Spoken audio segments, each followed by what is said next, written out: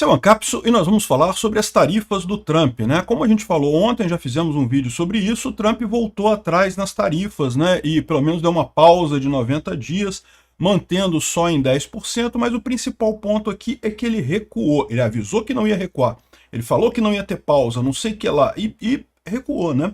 Aliás, mais do que isso, teve um boato de que teria uma pausa de 90 dias na tarifa, ele desmentiu, falou que não vai ter pausa nenhuma, não sei o que lá, e logo depois anunciou a pausa de 90 dias nas tarifas. E aí o que muita gente está se perguntando é exatamente por que ele fez isso. Porque, bom, ele teve que voltar atrás, o fato é esse, né? A minha expectativa é que ele tenha feito isso por conta da pressão do JP Morgan. Na verdade, a pressão dos bancos americanos, tá? Do setor financeiro americano que alertou a ele do problema. Mas tem outras possibilidades. Alguns estão dizendo que ele teria voltado devido à ameaça da União Europeia de retaliar as tarifas. Outros estão dizendo que é porque a China e o Japão começaram a vender títulos do governo americano. Vamos entender o que são cada uma dessas hipóteses e será que alguma delas tem de fato o condão de forçar o Trump a mudar a posição dele? Essa notícia foi sugerida por Peter Reptiliano e eu posso provar, Capixaba Ancap e várias outras pessoas. Obrigado aí ao pessoal que sugeriu notícias lá no nosso site, no visãolibertaria.com, e obrigado a você que está assistindo o nosso vídeo. Se você gosta do nosso conteúdo, por favor, deixe o seu like, se inscreva aqui no canal, né? Pois bem, ontem a gente viu o Trump voltando atrás depois de ter dito que não voltaria atrás, né? É lógico, tá a robozada do Trump falando aí que não, porque era o plano desde o início, xadrez 5D do Trump, ele não tá querendo se render, ele tá apenas recuando para frente, ele tá avançando para trás, ele apenas avançou para trás no avanço, recuo estratégico dele, não sei o que lá. Lorota, meu amigo, se ele não queria isso, essa mexida dele foi totalmente um erro, porque aumentou a insegurança no mercado e pior, tirou a credibilidade do governo dele. Qualquer negociação que ele faça a partir de agora vai ficar todo mundo perguntando, será que é para valer ou ele vai voltar atrás, né? Já voltou atrás com o Canadá, já voltou atrás com o México e agora voltou atrás desse grande dia da liberação, quer dizer que agora foi o dia da antiliberação, o dia da prisão dos americanos de novo, é isso? Enfim, você pode tentar jogar aí, é lógico que o pessoal que gosta do Trump vai tentar dizer que não, é um plano, tá vendo? É o xadrez 38D dele, não sei o que lá, que ele queria fazer isso desde o início. O plano desde o início era esse, né? A mesma pessoa estava poucas horas atrás falando que não, que tem que botar tarifa mesmo, que tem que tarifa, porque é tarifa recíproca e não sei o que lá. Ou seja, né, é lógico que o pessoal que gosta do Trump, ou que é robô automatizado pago pela equipe do Trump, vai continuar falando essas besteiras, né? Mas pra gente que não tá nessa paranoia de acreditar que o Trump é um gênio, que de repente resolveu todos os problemas, e sim, eu tô ciente, o cara é um milionário, o cara ganhou dinheiro, né? Mas isso não quer dizer que ele faça uma boa política para os Estados Unidos. Nesse caso, por exemplo, ele pode ter ganhado dinheiro pra caramba ontem, meu amigo. Quem sabia que ele ia voltar atrás, né, comprou ação ali na baixa, ganhou dinheiro pra caramba ontem. Então, é o que eu falo pra vocês. O fato dele ser bom para ganhar dinheiro para eles não quer dizer que ele seja bom para dirigir os Estados Unidos, né? Enfim, e tá todo mundo se perguntando, olha só, ele tá voltando atrás com a China também, tá? Ele quer negociar com a China. Por que ele falaria que a China quer acordo com os Estados Unidos, mas não sabe como começar? Ou seja, a China não procurou os Estados Unidos para negociar, não falou nada com os Estados Unidos para negociar, mas ele sabe que a China quer um acordo. Ou seja, ele quer um acordo com a China. Ele quer voltar atrás com a China também. Ele já viu que esse negócio das tarifas deu ruim e ele quer voltar atrás nesse negócio todo, né? A grande dúvida que fica é por que deu ruim? Como eu falei no vídeo ontem, o Trump tinha feito esse negócio de aumentar tarifas, principalmente contra a China, também no primeiro governo dele. Ele aumentou muitas tarifas contra a China, causou uma queda na bolsa também, mas depois a coisa se equilibrou mais adiante, né? A questão toda é que dessa vez ele exagerou na dose, né? E é o que eu falo para vocês. Um pouquinho de uma substância pode ser um remédio, muito de uma substância é veneno, você morre. E é isso que eu acho, ainda é minha opinião essa, que o pessoal do setor financeiro americano tocou ele o ponto. Olha só, tudo bem, bacana, você está fazendo a mesma coisa que você fez no seu governo anterior, mas lembra, lá você botou, acho que foi 20% de tarifa só na China. Agora tu tá botando tarifa no mundo inteiro com um monte de gente, coisa e tal. E 104% na China, ou seja, né, a coisa que em pequena dose é um remédio, em grande dose mata o paciente, né? E foi o que o pessoal levantou aqui. O Dimon, que é o CEO do JP Morgan, falou para o Trump que, olha só, a situação tá feia, tá? Do ponto de vista dos bancos americanos, a situação tá feia. Aqui, ó, ele chegou a dizer, ó, estamos esperando uma recessão e defaults, ou seja, estão esperando que empresas quebrem. E aquilo que eu falei para vocês, se começar a quebrar banco, né, empresas que não sejam bancos, ok, se quebrar é muito triste, qualquer empresa que quebre é ruim, mas não tem um efeito multiplicativo tão grande quanto um banco quebrar. Se banco quebrar, a parada é outra. E provavelmente foi isso que o cara explicou para o Trump que estava acontecendo. O que vai acontecer é que vai começar a quebrar banco. E vai começar a quebrar banco, isso vai dar uma merda federal. No final das contas, né, isso que eu acho que foi o que convenceu o Trump a voltar atrás. Mas tem outras possibilidades, outras pessoas estão apontando outras causas para ele ter voltado atrás. Por exemplo, o Timothy Milovanov está falando aqui que foi a ameaça da União Europeia de colocar tarifas. Sim, a União Europeia, num primeiro momento, ofereceu uma zona de livre comércio com os Estados Unidos, queria negociar, eu achei isso ótimo, seria excelente, até o Trump falou também que seria ótimo ter uma zona de livre comércio, né, entre os Estados Unidos e a Europa, para ele seria muito bom, evidentemente para o Brasil seria ruim, tá? Mas para a Europa e para os Estados Unidos seria muito bom, né?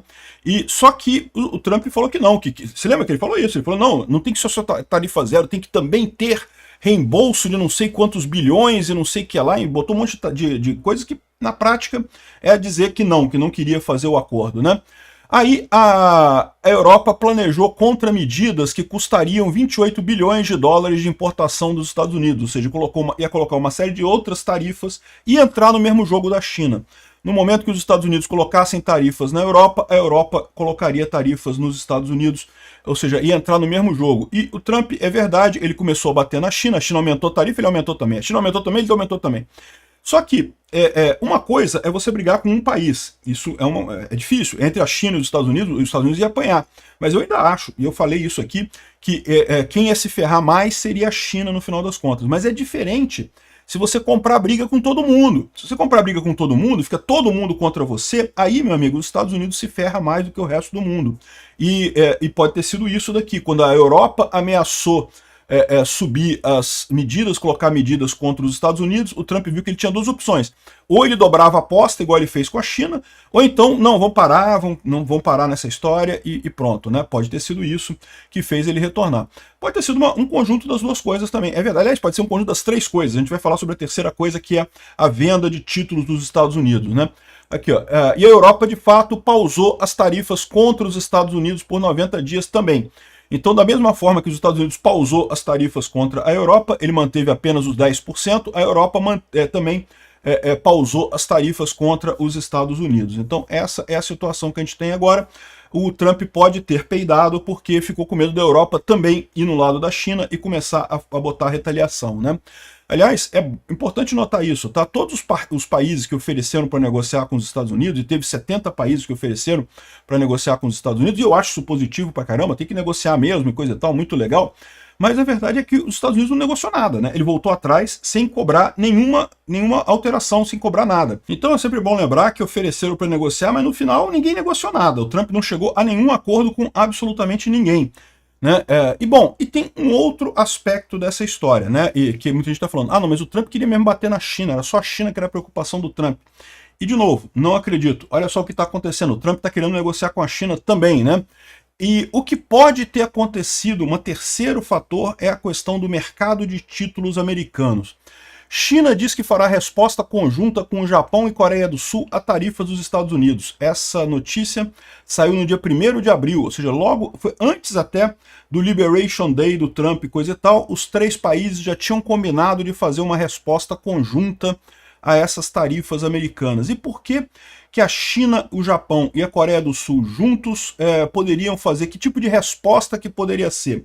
Poderia ser aumento de tarifa? Mas a China aumentou, o Japão não aumentou. Então não é isso, né?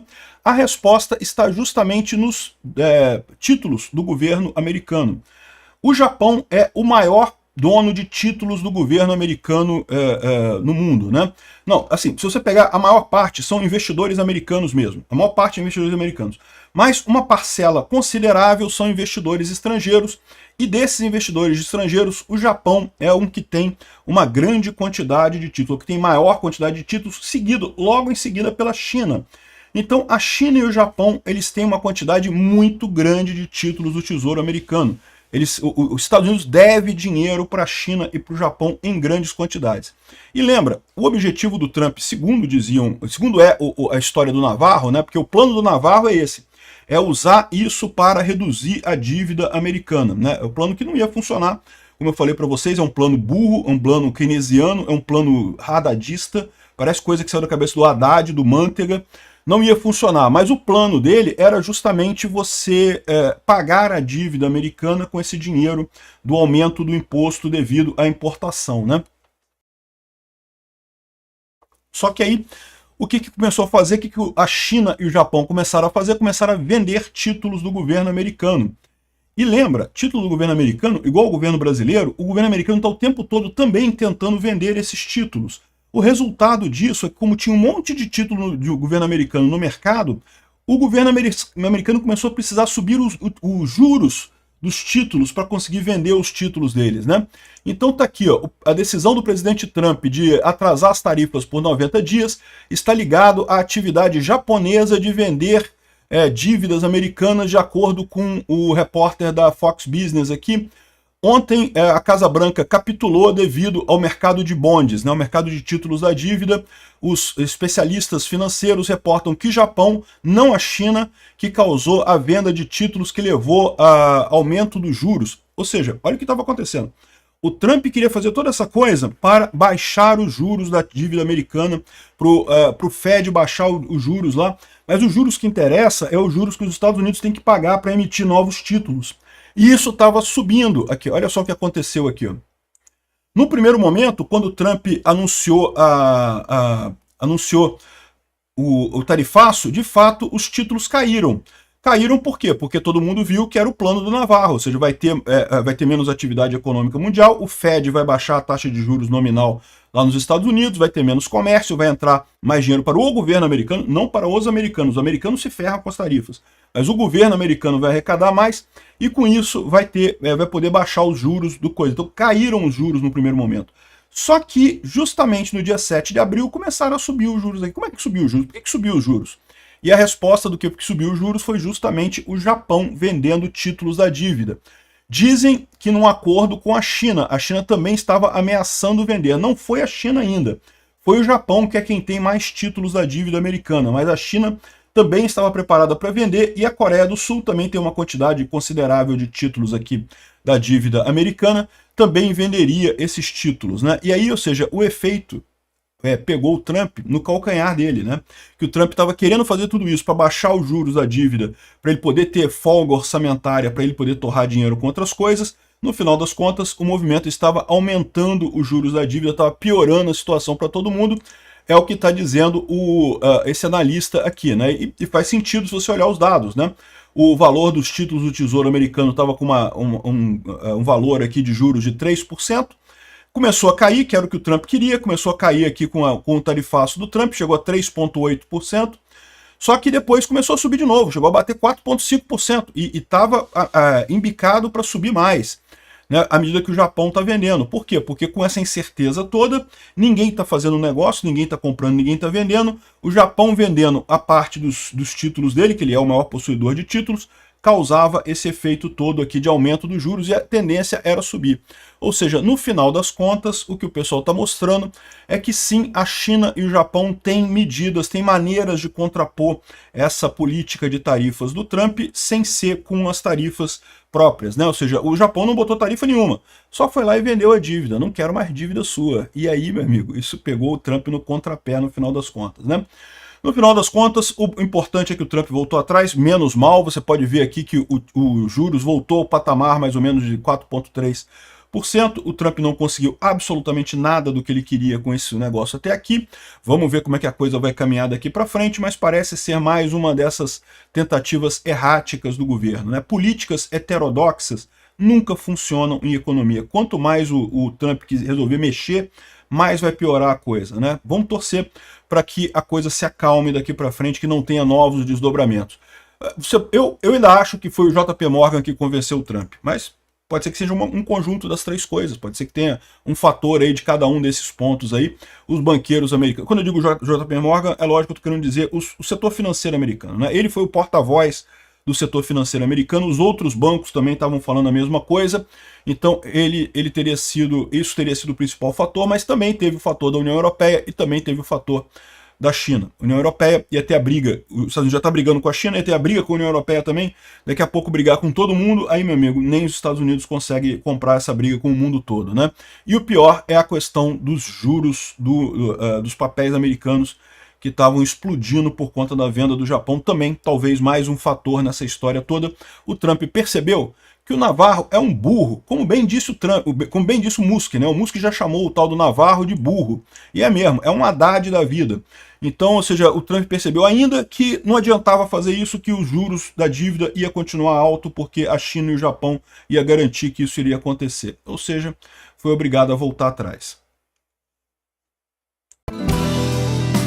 Obrigado por assistir o vídeo até o final. Além de curtir, compartilhar e se inscrever no canal, considere se tornar patrocinador com valores a partir de R$ 1,99. Clique no botão Seja Membro abaixo para saber as condições e vantagens de patrocinar o canal. Mais informações sobre o nosso projeto, visite nossos sites indicados na tela.